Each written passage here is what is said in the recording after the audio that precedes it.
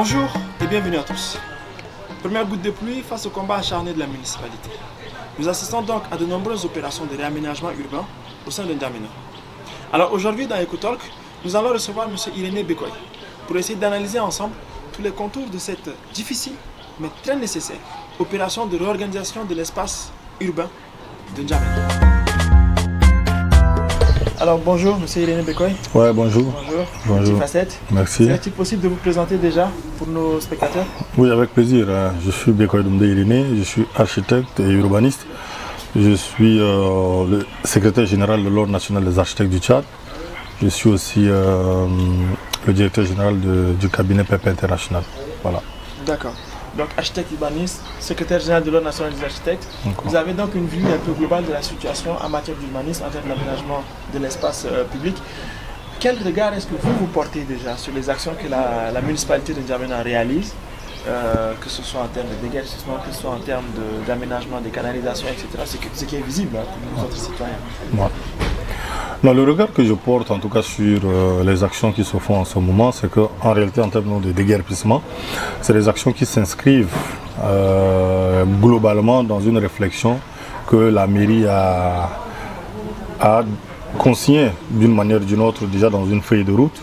Et cette feuille de route est le fruit de plusieurs réflexions, de plusieurs rapports, de toutes les couches socio professionnelles qui ont participé à l'élaboration de ce document-là. À la fin de l'élaboration de cette feuille de route, il fallait passer directement à l'action.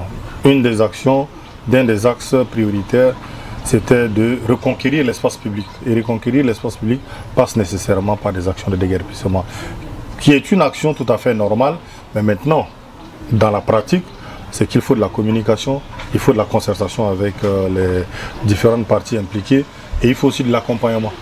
Malheureusement, ce qu'on constate sur le terrain, c'est qu'il y a quand même des manquements qui font que la population se sent plutôt lésée et il ne faut pas ignorer l'aspect social. Donc ça, c'est un peu le premier regard que je peux porter en tout cas sur ces actions. Vous avez un peu plus de cours avec, en balançant déjà tout un tas d'informations. Il faut de la communication, il faut de l'accompagnement, il faut aussi prendre en compte les aspects sociaux. Ça fait beaucoup trop d'informations en une seule phrase pour les spectateurs. Ouais. Est-ce qu'on peut essayer de revenir un peu plus dans les détails pour que, voilà, pour qu'on comprenne un peu? Oui, en réalité pour une action par exemple de déguerpissement qui s'inscrit en réalité dans une vision plus large de la ville, parce que la ville en réalité, pour l'aménager, il faut de la réflexion globale. Maintenant, même si les actions sont locales, il faut une réflexion globale. La réflexion globale est là, à travers cette feuille de route. Mais ça, c'est que politique pour moi. En réalité, politique, administrative, on peut le dire ça comme ça. Mais il manque de documents techniques.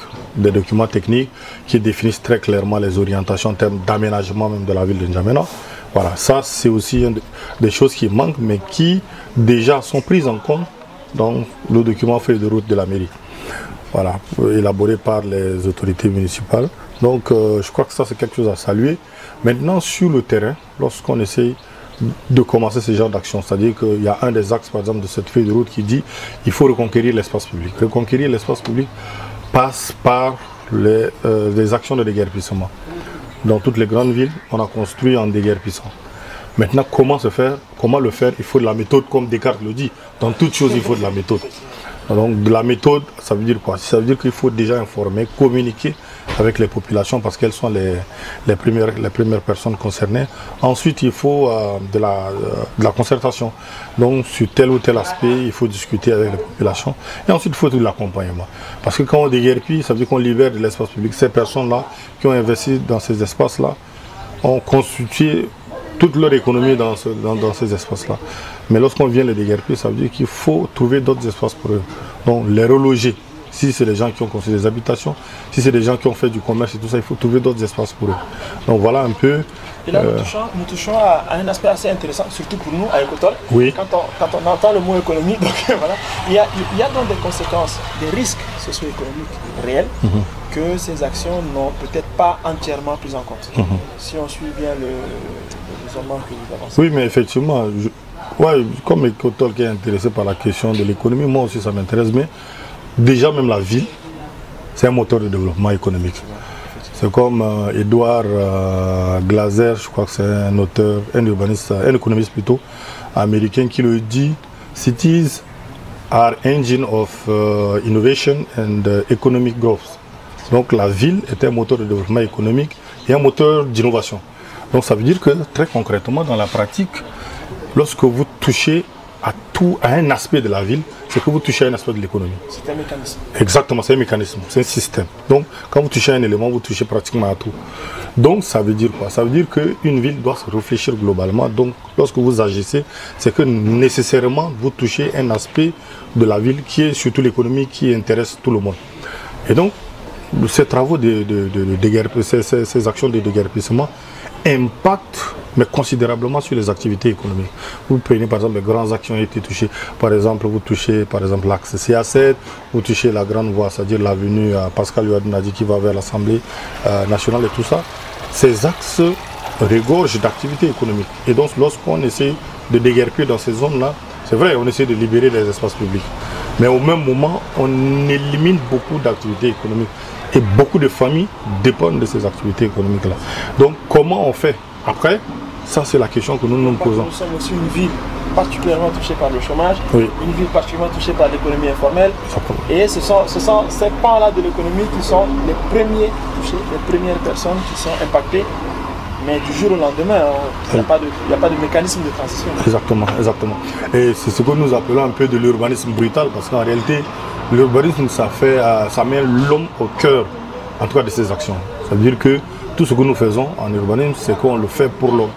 Ça veut dire que si on fait ces actions et puis à la fin, l'homme est mis de côté, ça veut dire que ce n'est pas des actions en réalité efficientes en réalité. Voilà. Elles peuvent être efficaces mais pas efficientes parce que ça exclut l'humain. Il y a de l'exclusion.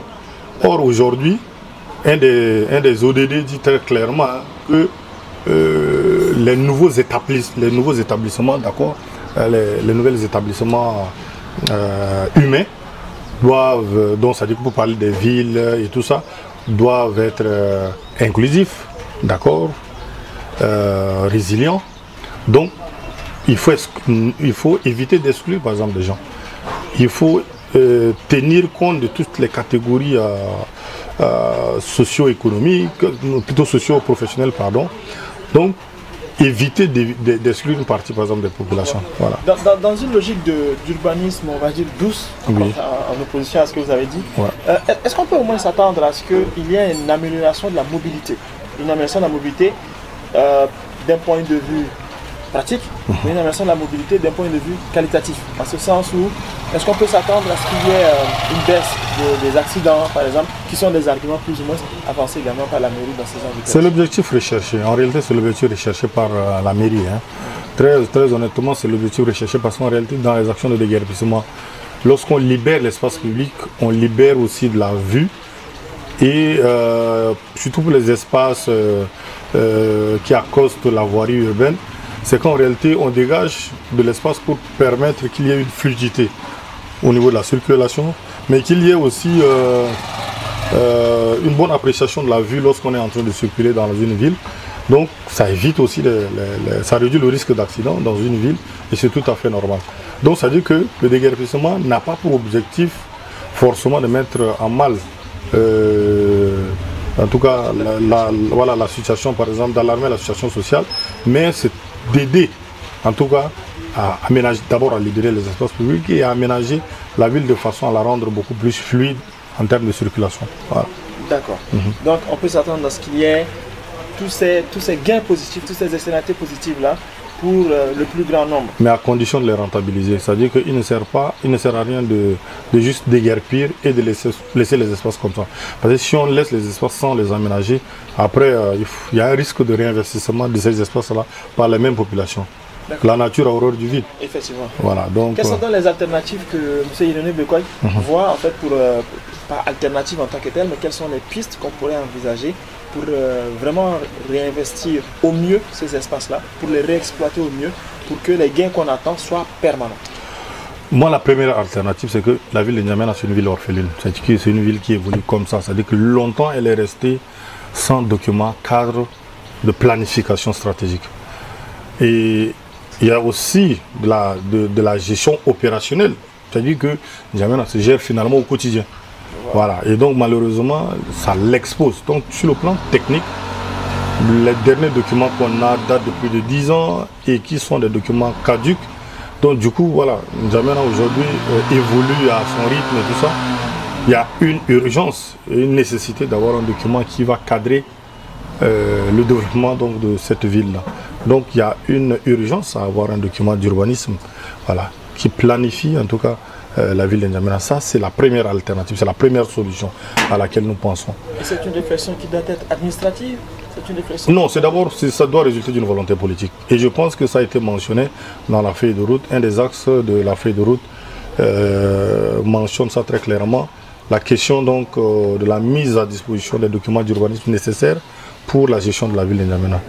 Alors, et il faut régler, ça va permettre de régler complètement l'ensemble des conflits fonciers qu'on a aujourd'hui dans la ville de N'Djamena. Au-delà du fait que ça va aider à l'aménagement et tout, voilà. Donc voilà un peu la première alternative pour moi. Ensuite, moi, le deuxième point, ça va être un peu de ce que je peux appeler de l'urbanisme transitoire. C'est-à-dire que l'aménagement, il faut le faire, mais il faut le faire en tenant compte des réalités qui existent, mais aussi d'une planification beaucoup plus globale. Donc il faut de la transition pour éviter qu'il y ait ce choc-là. Parce que lorsqu'on se réveille le matin et puis on se rend compte que bon, la mairie se met à tout casser, c'est un choc pour les populations. Donc il faut assurer un peu de la transition. Autre chose, il faut planifier. Dans la planification, il faut planifier les espaces. C'est que l'État n'a pas besoin d'attendre que l'espace soit investi par les populations avant de venir faire ce que nous appelons en urbanisme du rattrapage dans les aménagements. Donc le rattrapage, c'est que les populations s'installent, ensuite l'État vient réaménager par exemple la voirie, remettre les réseaux divers, eau, électricité et tout. Je pense que l'État peut anticiper en aménageant des espaces déjà. C'est ce qui a été d'ailleurs fait dans beaucoup de villes en Afrique et tout ça. Donc de la planification, c'est qui même nous donne des logements planifiés, de l'habitat planifié. Donc ça aussi c'est une alternative. Et donc les alternatives cette question va peut-être toucher à la question de la gouvernance territoriale en impliquant également les collectivités locales qu'on vient de mettre en place, ouais. Mais également certainement dans une certaine mesure les chefferies, oui, qui ont encore un certain pouvoir sur la distribution de l'espace, y compris dans N'Djamena. Mais dans la question donc, de la gouvernance, ça prend en compte tout le monde. C'est que ça prend en compte les premières autorités, d'abord les autorités locales, investissent des pouvoirs de l'État, les autorités élues et les responsables traditionnels et religieux. Voilà. Donc, je pense que tous ceux-là sont pris en compte dans cette dynamique de planification, voilà, de façon à ce qu'on ait des réponses concertées pour la ville. Parce qu'au fait, si on ne prend pas en compte l'avis de l'ensemble de ces acteurs, dans la pratique, il va toujours avoir des difficultés. Voilà. Voilà. Et vous avez parlé d'un aspect assez important. Vous avez dit qu'il serait intéressant dans le processus de planification, qu'on planifie également l'évolution spatiale de la ville et qu'on l'anticipe avant que les populations ne viennent s'y installer. Cette spéculation, on va dire, un peu immobilière, qui existe, est-ce qu'elle ne va pas contre-courant de cette pensée? Est-ce qu'elle ne va pas rendre cette tâche beaucoup plus difficile? Parce que l'évolution spatiale de N'Djamena est devenue beaucoup accentuée ces dernières années, sous le biais également de cette spéculation immobilière qui repousse vers les zones périphériques un certain nombre de la population. Avec une démographie explosive. Oui, mais ça, ce n'est pas propre à N'Djamena. Toutes les villes africaines, lorsqu'on parle de villes africaines, la plupart ont toujours vécu ces genres de problèmes. Le problème donc de la démographie, qui influe sur l'expansion de la ville, qui influe sur l'étalement urbain, qui influe donc sur l'occupation des espaces publics. Et c'est pour ça que les États, à la fin, sont obligés de déguerpir. Mais c'est qu'en réalité, une ville, il faut anticiper. Quand on dit gouverner, il faut anticiper. Je pense que le chef de l'État l'a dit. Je ne sais pas si c'est... Oui, c'est dans son discours de fin à la nation, je crois, en 2023. Gouverner, c'est anticiper. Ça veut dire que dans la pratique, pour une ville, ça veut dire que anticiper, c'est anticiper à travers un document de planification. Le document de planification, peu importe comment la ville évolue, le document de planification anticipe et dit que pour la ville de N'Djamena, il y a des barrières naturelles qui existent. Vous avez par exemple le fleuve Chari, qui est une barrière naturelle, mais qui peut être prise en compte dans l'aménagement. Dire qu'au-delà du fleuve Chari, on a des espaces qui sont là, qui sont investis, qui sont habités par des gens. Qu'est-ce qu'il faut faire de ces espaces-là? Vers l'est, le nord-est, il y a aujourd'hui un étalement dans ce sens-là. La ville a une croissance urbaine dans ce sens-là. Parce que les populations trouvent de l'espace là-bas, c'est des zones pratiquement isolées, et donc les gens essaient d'investir ces espaces-là. Mais l'État doit anticiper. Parce qu'en réalité, on sent quand même, sur un certain nombre d'aspects, une certaine démission de l'État. Est-ce que c'est parce que l'État manque de moyens? Est-ce que c'est parce que l'État n'arrive pas à suivre le rythme? Mais je pense qu'il y a quand même un effort à faire. À travers ce document de planification, l'État pourrait anticiper sur l'évolution de la ville et sur même le contrôle. Parce qu'en réalité, qu'est-ce qui permet à l'État de contrôler? C'est justement parce qu'il existe un document cadre sur lequel l'État s'appuie pour contrôler. Quand on prenait par exemple les opérations immobilières, les spéculations en tout cas dans les périphériques et tout ça, c'est justement parce que l'État est absent là-bas. C'est pour ça que les individus s'érigent donc en des propriétaires terriens, ils peuvent vendre des terrains comme ils veulent et après lorsque l'État se rend compte, c'est même pratiquement les domaines de l'État qui sont vendus. Et donc c'est la source même des conflits fonciers. Plus de 80% des conflits en justice, c'est lié au foncier, malheureusement. Voilà. Donc. Plus d'État, mieux d'État. C'est, si on doit reprendre un peu tous les mots qui ont été sortis de cet échange, c'est le cœur même de votre intervention. Exactement. Mieux d'État, avec une planification. C'est ça. Il faudrait qu'il y ait plus d'État à travers du contrôle, mais il faudrait également qu'il y ait plus de population à travers la communication et de l'inclusion. Oui, exactement. Donc, je vous remercie pour cet échange assez intéressant. Merci beaucoup. La question de la nous avons vu la question de la mobilité, nous avons vu à quel niveau les différentes parties prenantes, que ce soit les collectivités locales, la municipalité, que ce soit les habitants, que ce soit l'État à un niveau plus centralisé, peuvent opérer pour faire en sorte à ce que le réaménagement de N'Djamena puisse se faire en prenant en compte les conditions locales, en prenant en compte les spécificités économiques locales, pour éviter que les risques socio-économiques, mais également les risques tout simplement démographiques, ne prennent forme. Exactement. Donc, merci beaucoup, M. Irénée Doucoy. Merci, c'est un grand plaisir parce qu'à chaque fois qu'on a l'occasion, surtout que vous nous donnez cette tribune-là pour nous exprimer, de toujours partager nos réflexions en tout cas sur ce qui se passe et surtout pour notre ville, une ville qui nous tient à cœur et ce serait aussi pour moi l'occasion de saluer l'équipe de la commune de la ville de N'Djamena qui, à travers monsieur le maire Hassan Abdoulaye, essaie de faire beaucoup, en tout cas dans l'anticipation. Voilà. Donc il y a par exemple, que ce soit globalement le volet de l'aménagement de la ville, le volet assainissement, parce qu'en réalité une ville, comme on le dit, c'est un système, il y a beaucoup d'aspects qui sont pris en compte. Quand vous essayez de résoudre le problème de l'espace, vous résolvez aussi les problèmes sociaux. Hassan Fati, un architecte égyptien, le disait, changer l'espace et vous changerez les manières de vivre des hommes. Donc ça veut dire quoi? Ça veut dire qu'aujourd'hui, la bonne manière d'éduquer nos populations aussi, c'est de faire des aménagements adaptés qui les amènent aussi à adopter un certain nombre de comportements et un nombre de styles de vie. C'est pour ça que, bon, malheureusement, j'ai toujours aimé j'aime toujours le répéter, dans une ville, la ville n'est pas faite pour tout le monde.